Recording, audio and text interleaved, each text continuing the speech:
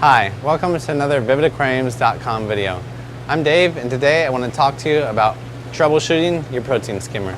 This is a common questions we get on Facebook, on YouTube, and on our hobby forum are questions about how to get my skimmer dialed in. Well, skimmers are actually pretty simple, and there's many different styles out there, but there's only a few adjustments on all protein skimmers. Some skimmers you're adjusting the inflow of the skimmer. Some skimmers you adjust the outflow of the skimmer. You also can control the amount of air being let into the skimmer. Some models you can do that, some models you can't.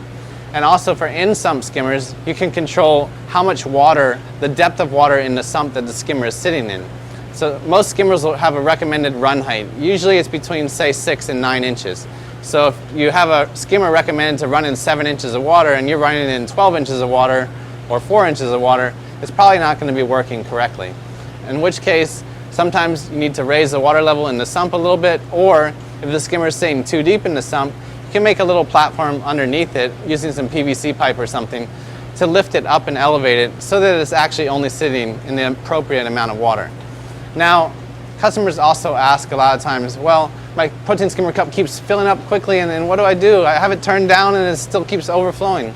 Well, a lot of times if you replace a filter sock or you add some aqua putty to the aquarium when you're mounting corals, you have certain additives you add in the tank, it may cause the skimmer to run haywire. This is especially true with some of the medications to remove red slime algae. So if a skimmer cup's filling up rapidly, a lot of times what I would recommend is to dial it down all the way, and then just when the cup fills up, empty it out, put it back. Empty it up, put it back. Keep emptying it out. You may have to do that sometimes 3, 4, 5 times, depending on what it is. It could take 15, 20 times some cases. And certainly as skimmers break in, they may be more finicky if it's a brand new protein skimmer. But if the cup keeps filling up repeatedly, it's because it's removing something out of the water. So just dial the skimmer down and remove that cup and empty it out repeatedly. Eventually, it's not going to keep filling up like that as long as it's adjusted properly in terms of not being in too little or too much water, and you don't have the pumping too much water into it too fast for it to handle. So there's a couple different kinds of skimmers. Some have a feed pump where you pump water into the skimmer, and another pump that recirculates the water within the skimmer. And the recirculating pump will draw in air, and that's what mixes in the air inside the skimmer. So again, one pump's feeding it. You can control that pump sometimes. If you're pumping in too slow or certainly too fast, it may cause the skimmer level to rise too high. And even when you dial it all the way down, it's not going to go down far enough. In that case, you want to turn back the feed pump so it's not pumping water in as fast. A lot of skimmers we sell have a gate valve or an adjustment overflow pipe that'll control the outflow or water flowing out of the protein skimmer. So if the skimmer level is too high, you can open the gate valve and that'll let the water out of the skimmer easier, which will drop the level of the skimmer.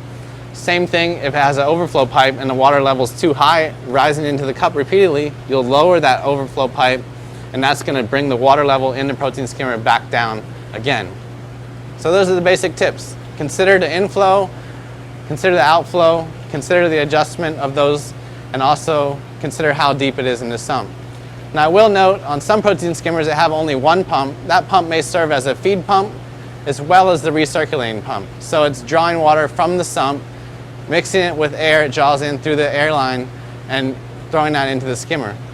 One last tip is to consider keeping that airline cleaned out, because over time the venturi inlet for the skimmer pump will become clogged. So you want to remove that tubing, rinse it out in the sink really well to make sure it's not clogged, and where it attaches into the skimmer, make sure that that little connection doesn't get clogged up over time, and keep those clean and working properly.